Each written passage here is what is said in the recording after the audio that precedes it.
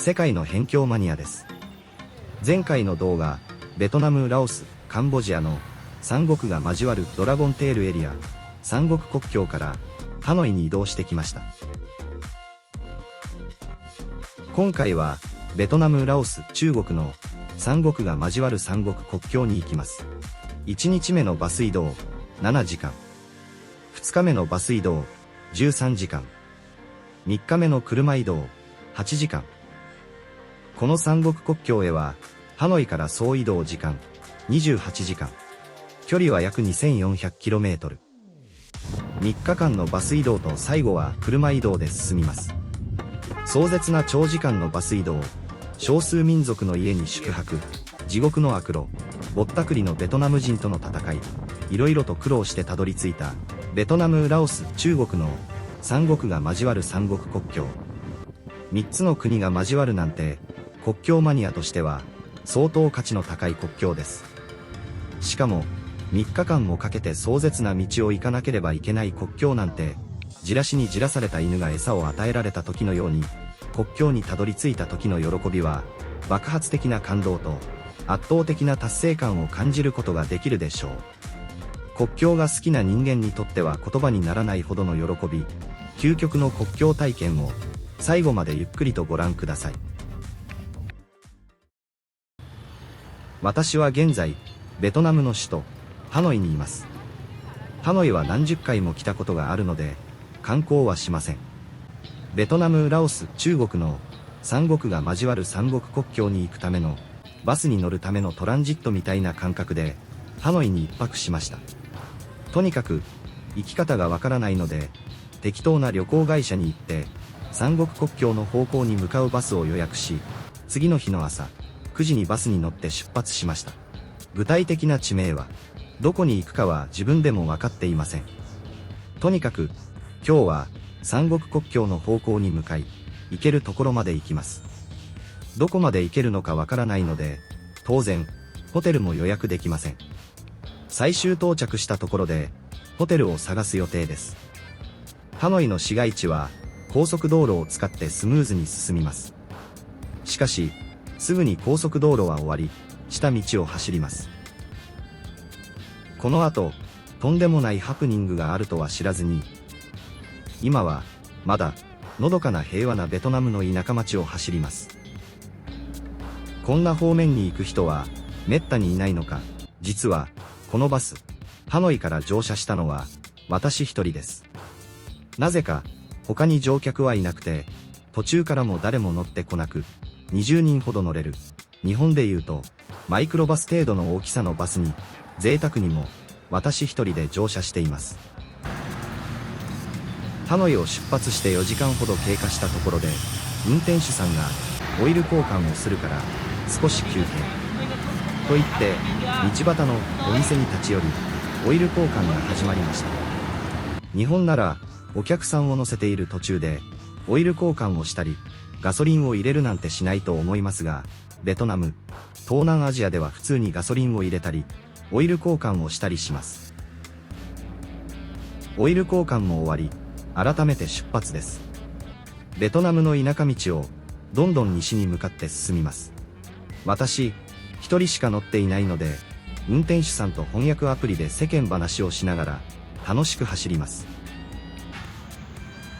ハノイを出発して5時間ほど経過した地点で、見晴らしの良い場所にあるお店で休憩します。日本でいうサービスエリア的な場所だと思います。こんなところにも日本語で書かれた商品が売っています。日本製品は品質が良い、美味しいというイメージのつもりでしょうか。ベトナムの人に日本語が読めるとは思いませんが、イメージでしょうね。私はベトナムコーヒーを飲みました。飲む前に撮影するのを忘れて、飲んだ後のコーヒーカップです。ヤシの実やポメロも売っていました。休憩が終わって出発しました。このバスの行き先は不明ですが、というか、地名を言われてもわからないのですが、終点まで乗ってやろう。という考えで乗車していました。ところが、バスの運転手さんは、今日は、どこのホテルに泊まる？どこで降ろしたらよいの？と、聞いてくる。どうやら、私の行ったところまで連れて行ってくれるようです。私は、どこに泊まるか決めてない、と伝えると、運転手さんが、少数民族の家でホームステイができる。というので、そこまで連れて行ってくれるように言いました。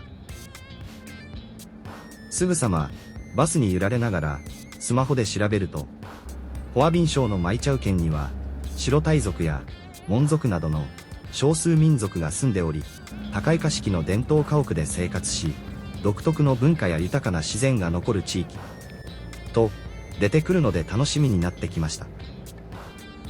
少数民族の人と一緒に、いろりを囲みながら夕食を食べて、いろいろと話して、一緒の部屋で寝るのか、なんて想像しながら、バスに揺られて、一人でにやけていました。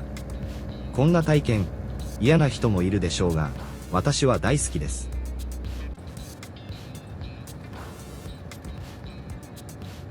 どんどん、山道になってきました。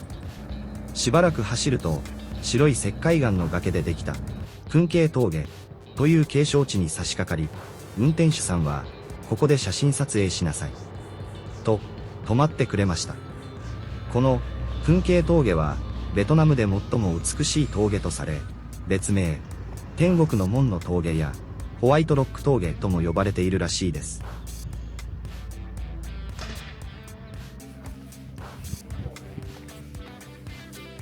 噴景峠の見晴らしの良いところには、数軒の土産物店があり、何かわからないものが売っていました。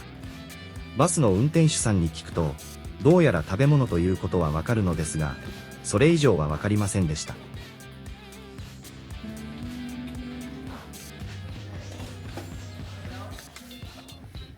バスの運転手さんが階段の上の展望台を指さして、あそこから撮影しなさい。というので、登ってみました。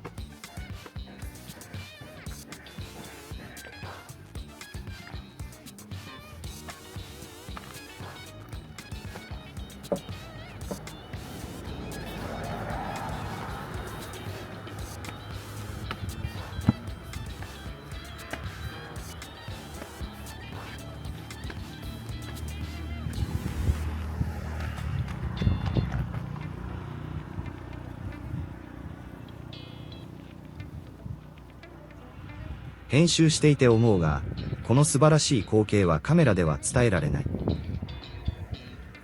ぜひ、皆さんも実際に足を運んで、自分の目で見てほしい。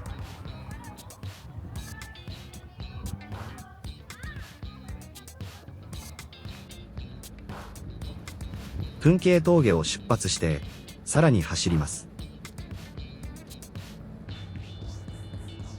どんどん、山奥深くなってきました。1時間程度走ると、マイチャウ県という場所に入りました。マイチャウ県は、そびえ立つ山々と、緑豊かな自然に囲まれた、美しい景観と活気ある、民族文化の残る、静かな農村山岳地帯です。ここで、少数民族の家に泊まると良いよ。と、言って、バスを降ろされました。降ろされた場所には、小さな屋台のカフェと、ロッジみたいな建物が数軒並んでいました。カフェの店員さんが、レンタルサイクルを勧めてくるので、とりあえず、自転車を借りて、村を散策してみることにしました。のんびりと、田園風景を眺めながら、自転車で村を散策します。しばらく自転車で走ると、旗織りをしている人がいたので、声をかけて見せていただきました。撮影しても良いかと聞くと、快く OK とおっしゃってくれて、撮影させてもらいました。一本一本の縦糸と横糸を組み合わせ、布を織っています。この方は、白タイ族の方で、この織物は、この機械でしか織れない、独特の模様や民族の文化、歴史、信仰などを反映しているそうです。そこに、歯が真っ黒の女性が現れました。小学校で習った日本の昔の文化、お歯黒のように歯に何か塗っているのかと思って、歯に何を塗っているのですかと聞いてみると、何かを取り出して見せてくれます。石灰やタバコの葉っぱを見せてくれました。どうやら紙タバコのようです。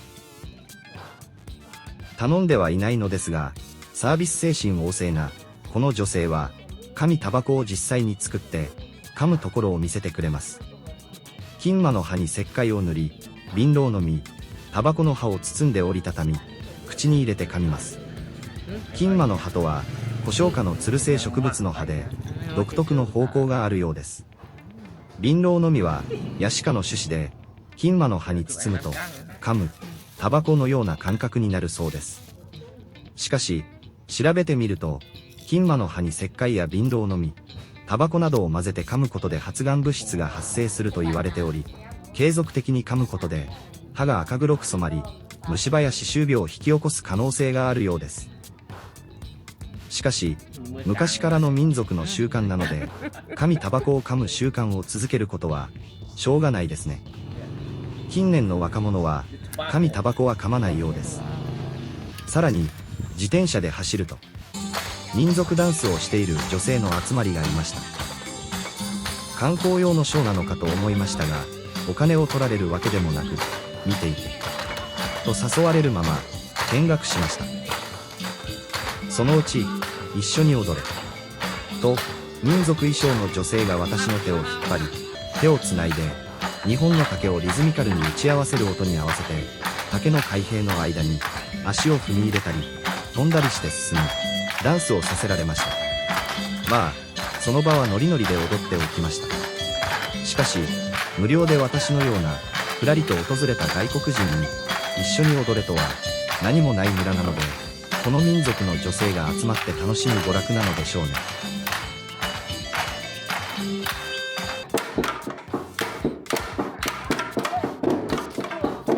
竹のダンスが終わると、船の形をしたような木を竹で叩いてリズムを出すものも見せてくれました。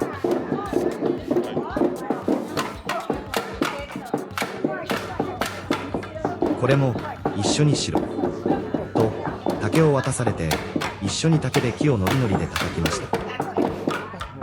ペットボトルの中に糸を入れてブレスレットを編んでいます。これも売り物ではなく自分たちで使うもののようです。ここにお土産物の売り場はなく、何も販売していないのです。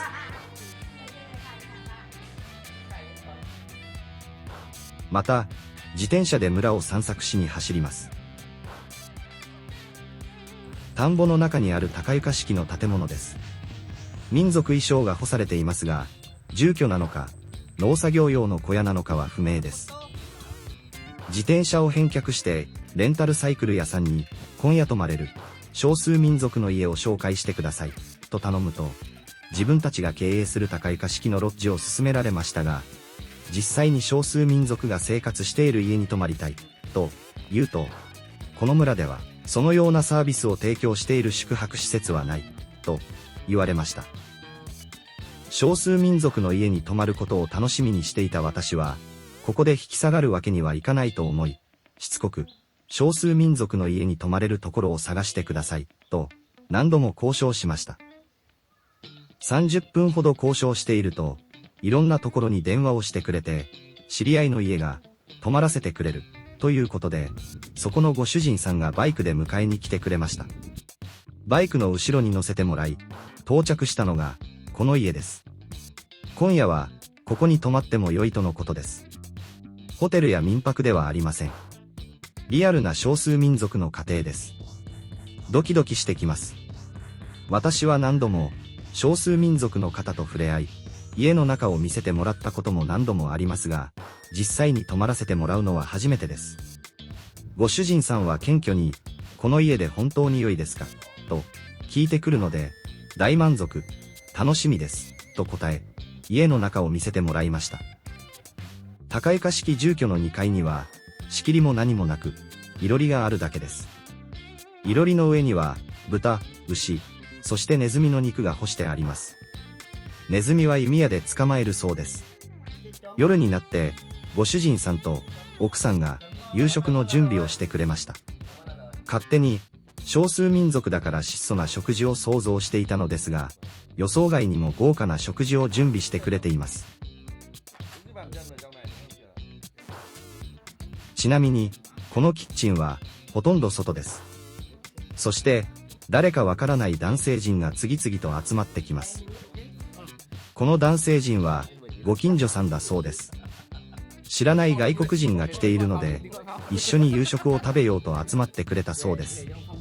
皆さん、お酒が大好きだそうで、アルコール度数の高いお酒をガブガブと飲みます。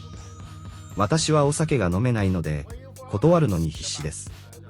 ちなみに、このお酒は自家製で、家で作っているそうです。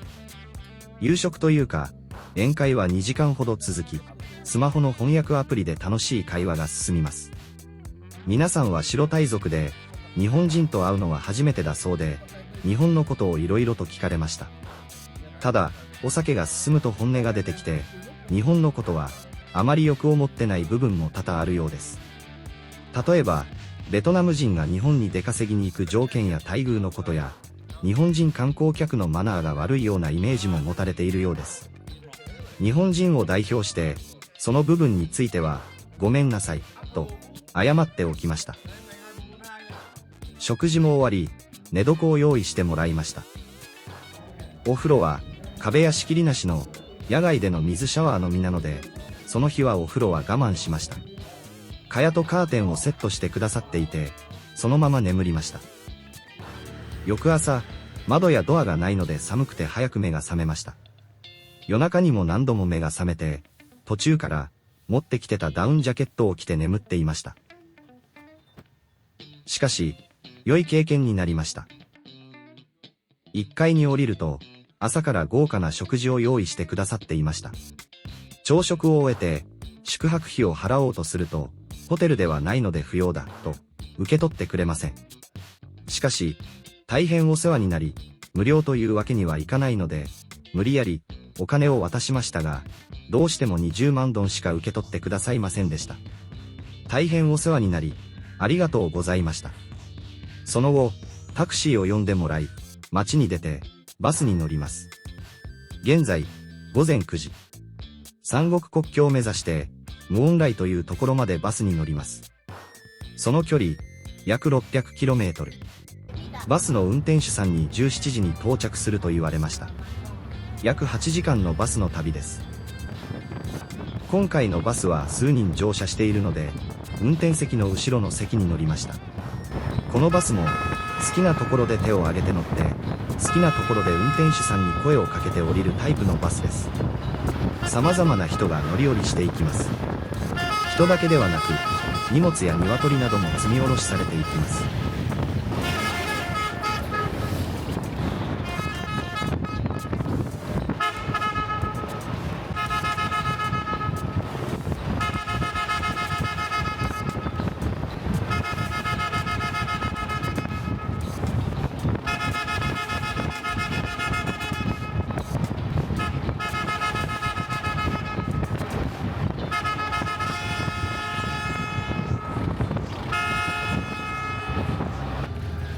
ドアは半開きのまま走ります。そのうちドアが開いてしまい、お構いなくドアが開いたまま走り続けます。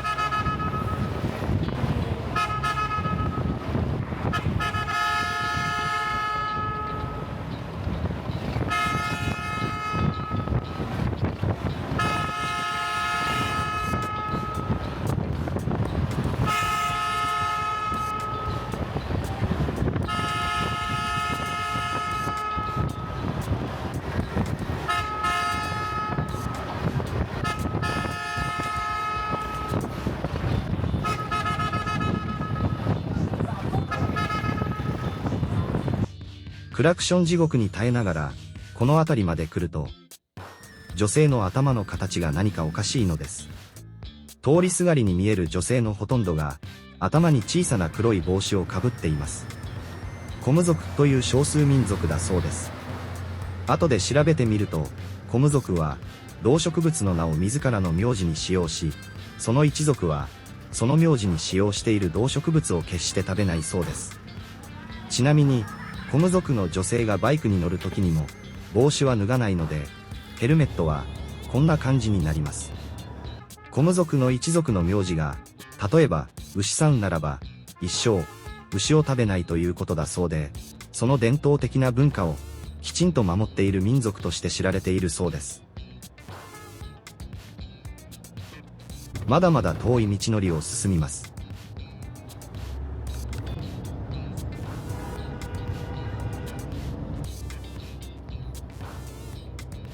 どんどん日が暮れてきました。時計を見ると17時を回っていますが、全然到着する気配はありません。Google マップを見ると、まだこんなところです。朝9時にバスに乗車して、8時間以上、ペラペラのシートに座り続けているので、お尻が痛くてたまりません。19時半頃、ディエンビエン風という、この辺では大きな町に到着しました。ハノイを出発して以来、久しぶりに見る都会な風景です。と言っても、停車するわけでもなく、通り過ぎるだけです。バスの窓から都会の風景を眺めます。この時は、久しぶりに見る都会の風景と感じたのですが、編集している今、冷静に見ると田舎町ですね。ディエンビエン風のバスターミナルに到着すると、いきなりバスを降ろされて、このバスに乗り換えろ。と言われます。乗り換えがあるとは聞いておらず、焦りましたが、無音来はこっちだ。バス料金は先に払っているので、お金はいらないと言われて。なぜ、乗り換えがあるのかもわからないまま、言われるがまま、次のバスに乗り換えました。寝台バスの一番後部席に乗せられ、しばらく走ると消灯。Google マップで見てみると、ディエンビエン風からムオンライまでは約 100km、2時間と出ています。21時半頃、食事休憩でバスが食堂に停車しました。車内にアナウンスが流れたのですが、言葉がわからず。食事休憩とはしばらく気づかず、慌てて降りて、急いで食事をとりました。メニューもなく、注文方法もわからないので、他人の食事を指さして注文します。22時半。無音来に到着しましたが、真っ暗闇のところに降ろされました。車も一台も通らない道です。そもそも、昨日から無音来のホテルを探していたのですが、Google マップに、無音来のホテルは2軒しかありません。しかも、そのホテルは、アゴダやトリップドットコムには出てこないので予約不可能なホテルなのです。遠くに明かりが見えるので歩いて明かりに向かいました。Google マップで見ると、ちょうどホテルの方向です。歩くこと約15分。ホテルに到着。無事チェックインできました。これは、朝に撮影したホテルの部屋の中です。カメラで見ると綺麗なホテルに見えますが、相当ボロい部屋です。部屋の価格は、一泊約1200円。部屋の中に、カマキリやヤモリが大量にいます。バスを降ろされた、真っ暗闇の中では、一瞬、野宿も覚悟しましたが、ボロくても、ホテルに泊まれただけでも感謝です。朝7時、ホテルのスタッフにタクシーを呼んでもらうと、車が到着し、値段交渉。ホテルから三国国境まで往復して、24,000円のところを18,000円まで交渉して出発しました。無音来は小さな湖の周りに町が広がっていますが、無音来は相当田舎町なので、10分に1台くらいしか自動車は走ってません。道端で何か売っている民族衣装の人がいました。何族の人なのか、タクシーの運転手さんに聞いてみると、モン族だそうです。タクシーの運転手さんが言うには、ここから三国国境までは約3時間。1時間ほど走ったところで、タクシーの運転手さんが、帰り道はどうするのと聞いてきます。意味がわからないので、詳しく聞いてみると、帰り道は別料金と言い出しました。往復の料金で決めたはずなのに、ここまで来て、それはない。それなら払えないので、ホテルに戻ってくれ。運転手さんは、それなら帰り道は半額にしてやる。と。もうダメだ。ホテルに戻ってくれ。私のスマホの翻訳アプリに会話の履歴があるので、嘘をついてもダメだ。戻るなら、ここまでの往復の料金を払え。払わない。騙したあなたが悪い。と、争いながらホテルに戻り、ホテルのスタッフさんが見てる前でも、争いは続き、それなら警察に証拠を持っていくと言うと、何やらベトナム語で暴言を大声で叫びながら運転手は帰っていった。ホテルのスタッフさんに、違うタクシーを呼んでください、と言うと、ノー。そりゃあ、そうですよね。とぼとぼ歩いてタクシーを探すが、車すらいない街。困った。30分ほど歩いて、屋台のコーヒー屋さんでコーヒーを飲みながら、屋台のおばさんに、観光をしたいので、タクシーを呼んでほしいと言うと、この街にタクシーはない。隣の家の子が自動車を持っているから聞いてみるよ、と、電話をしてくれた。しばらくすると20代前半くらいの子が自動車で来て、三国国境まで連れて行ってほしいと伝える。そんな遠いところまで、いくらもらっても誰も行かないよ。と言われ、片道3時間くらいじゃないのと言うと、8時間はかかるという。8時間 ?3 時間どれが本当なのかわからないが、どうしても行きたいと、粘っていると、後輩を呼んでくれて、料金は約3万円でお願いすると、後輩の子が連れて行ってくれることになりました。朝7時にホテルにタクシーを呼んでもらい、交渉や争いをして、無駄な往復2時間の移動をしたので、今は午前10時。今、出発して三国国境に到着は暗くなるか、ならないか。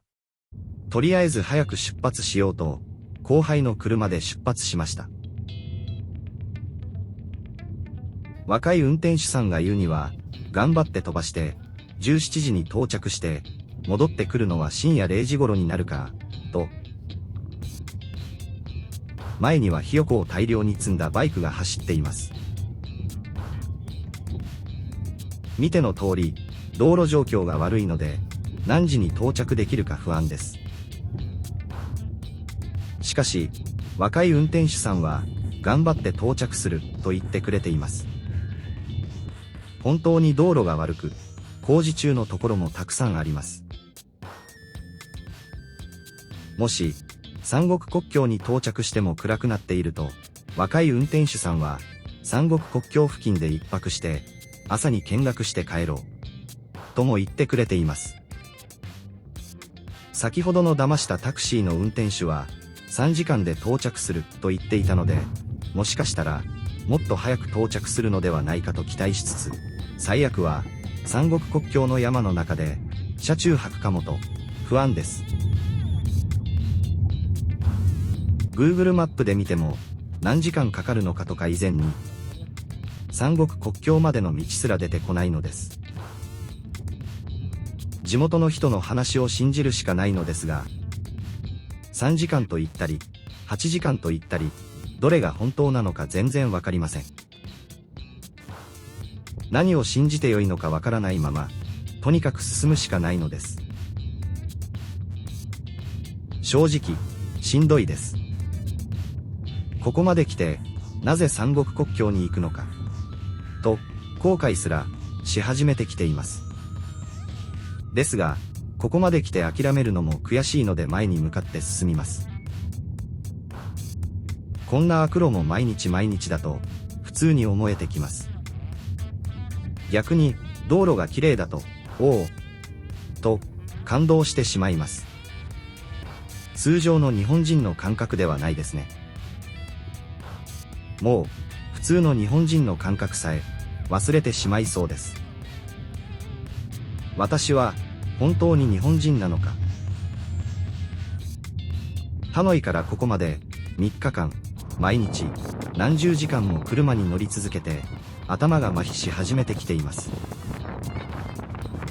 ベトナムに来て2週間、一言も日本語を話していないので、日本語すら忘れそうです。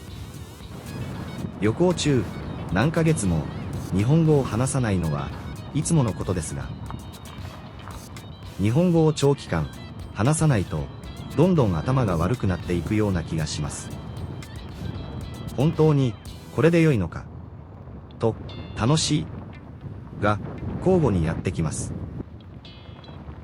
皆さんもこの動画を何をしているんだとバカにしたり、すごいなぁと尊敬したりしながら見ていると思いますが、私の中にも同じような感覚があります。ですが、中毒なのです。辺境に行きたい中毒なのです。辺境に行って自己満足したいのです。お昼になったので昼食をとります。こんな地図にも載ってないところにも食堂はあります。掘ったて小屋のようなドアもない、壁も屋根もペラペラのトタン1枚で作られた、日本人感覚で言うならば本当に簡易的な老朽化の激しいような食堂です。地元の人やトラックの運転手さんくらいしか立ち寄らない食堂でしょう。メニューなんて当然ありません。壁に料理名が書いてあるなんてのもありません。ベトナム語のメニューがあっても読めませんが、手っ取り早いのは実際の料理を見て同じものを指さして注文する方法です。ですが、この時は他に食事をしている人がいなかったので、厨房に入って料理を見て指さして注文しました。昼食を若い運転手さんと一緒に食べて再出発です。道は細いし、悪路は続きます。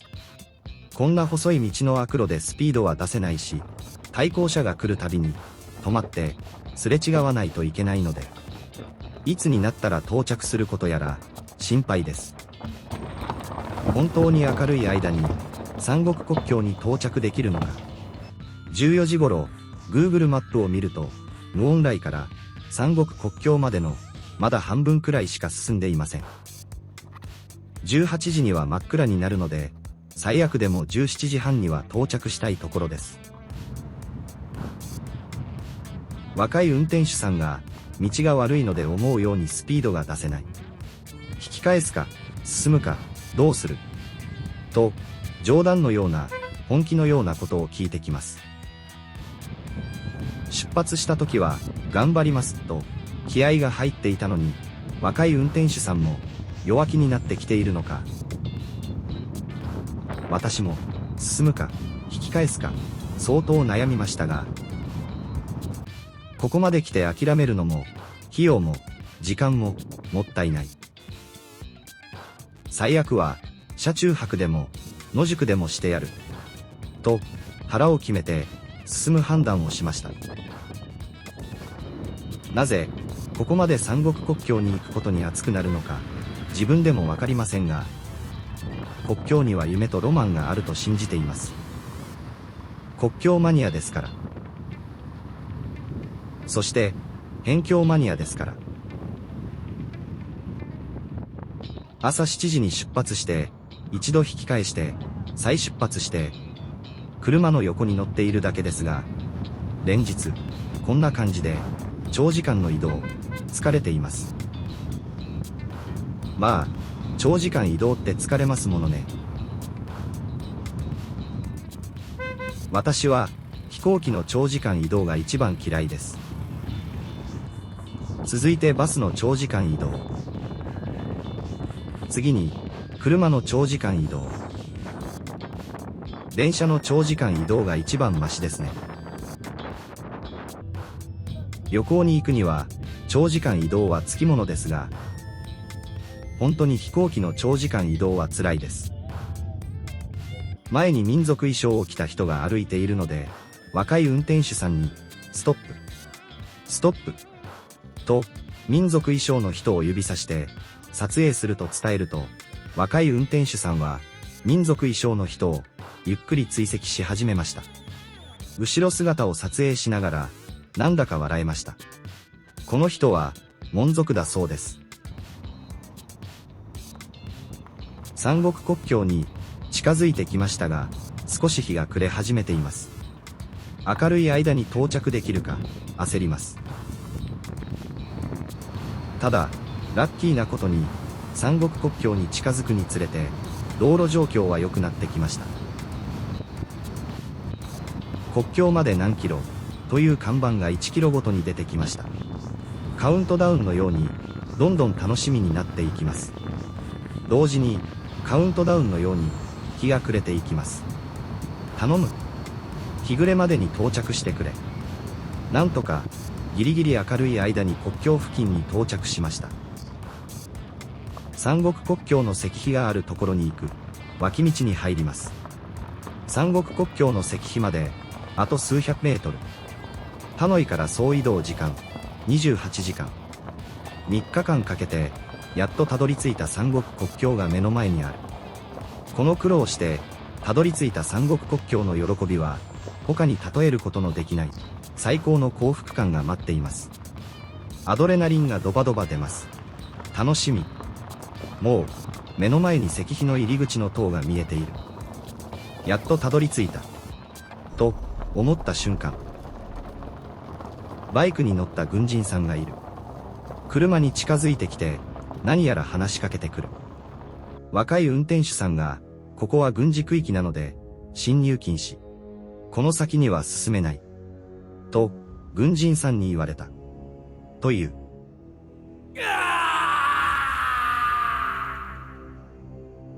軍人さんに、近くの国境警備基地まで連れて行かれ、逮捕されるのかと、焦りましたが、軍人さんの偉い人が出てきて、ここは軍事区域なので、外国人は立ち入り禁止だ。と言われる。日本から三国国境の石碑を見るために、わざわざ長時間の移動と、高額な費用をかけてきたので、一目、見たいので入らせてください。と、頭を下げてお願いしてみたが、答えは、ダメだ。ここは観光地ではない。軍事区域だ。帰りなさい。と言われ、何度もお願いしていると、若い運転手さんが、これ以上は、私も、あなたも逮捕される恐れがあるので、戻りましょう。ということで、戻るしかなくなってしまいました。ここまで来て、石碑が見れないとは、倒れそうになりました。もう、目の前に三国国境があるのに。ショックで、崩れ落ちそうです。実は、何度も、国境に行けなかった経験はあるのですが、3日間かけてきた、この国境にたどり着けなかったショックは、相当、大きいです。諦めて、戻るしかありません。若い運転手さんも、私も国境の石碑にたどり着けなくて残念だ。申し訳ない。と、謝ってきます。あなたのせいじゃないので、しょうがない、と言い、二人とも、暗い気分で夜道を帰ります。5時間ほど戻ったところで、運転手さんが、おじさんの家に立ち寄ると言い出し、小さな町のおじさんの家に立ち寄りました。おじさんの家では、豪華な料理が用意されており、あなたも、一緒に食べていきなさい。と言われ、遠慮なく、食事をいただきました。ベトナム人の普通の、もしかしたら裕福層の人の家に入るのは初めてです。一番左側の男性が、若い運転手さんのおじさんで、学校の教師をしているそうです。他の男性と、前の女性も、学校の教師をしていて、兄弟、親戚、教師一家だそうです。家の中はとても豪華で、清潔感のある室内です。大きなテレビや、高価そうな家具もたくさんあります。近隣には高床式のわらぶき屋根の住居もあるのに、この家は、ずば抜けて豪華な家です。食事は魚、豚肉、牛肉、もち米の豆ご飯、野菜など、たくさんの料理があります。殻付きのピーナッツも食事と一緒に食べます。日本人を実際に見るのも、話すのも初めてだそうで、ものすごく、歓迎してもらいました。皆さん、日本のことに興味津々で、いろんな質問が飛び交い、たくさん、お話をして、盛り上がりました。最後には、あなたは私たちの家族だ。泊まっていきなさい。とも言ってくれましたが、さすがに、泊まるのは、厚かましいので、帰ることにしました。帰ることにしましたが、帰るホテルはありません。ノーンライには2軒しかホテルがなく、そのうちの1軒は、朝にタクシー運転手と揉めたのを見られているので、泊まらせてもらえないかもしれないし、ホテルに行くのも気まずいのです。もう1軒のホテルも営業しているかわからないし、こんな夜中にチェックインできるかも不明です。私の予定では、ノーンライに泊まって、次の日にサパというところにバスで移動しようと考えていました。若い運転手さんと、そんな話をしていると、20万ドンで、今からサパまで送って行ってあげるよ。と、言ってくるので、送ってもらうことにしました。今は22時、ここから6時間。朝4時には到着できるようです。夜通し走り続け、朝4時、サパの 100km 手前で、道端に停車しているタクシーの横に止まり、何やら、タクシー運転手さんに話しかけています。そして私に、疲れたから帰る。この先は、このタクシーで。と言って20万ドンを受け取って帰っていきました。当然、そこからタクシー料金が別にかかるわけで、朝5時頃、サパの町に到着しました。そこから歩いて、真っ暗な中、ホテルを探します。ほとんどのホテルの玄関は閉まっていて、玄関で寝ている人がいるホテルに、今から泊まれるか聞くが、10件ほどに断られて、1時間ほどかけて、なんとか朝6時頃、ホテルにチェックインすることができました。くたくたです。過去7日以内にアップされた動画を、YouTube モバイルアプリでご覧の方は、いいねボタンをタップして表示される、YouTube の新機能、タイプボタンを押して応援してください。これからの動画作りの大きな励みになります。世界の辺境マニアです。このチャンネルでは、日本人がほとんど行かない、辺境や秘境ばかり行っています。旅して回った国は、70カ国以上。有名観光地には興味がなく、日本人がほとんど行かない辺境の地で少数民族の生活と触れ合うのが好きです。1年間の3分の2は旅をしていますので、これからもどんどん辺境の動画を投稿していきます。興味のある方は最新辺境情報を見逃さないように、ぜひチャンネル登録よろしくお願いいたします。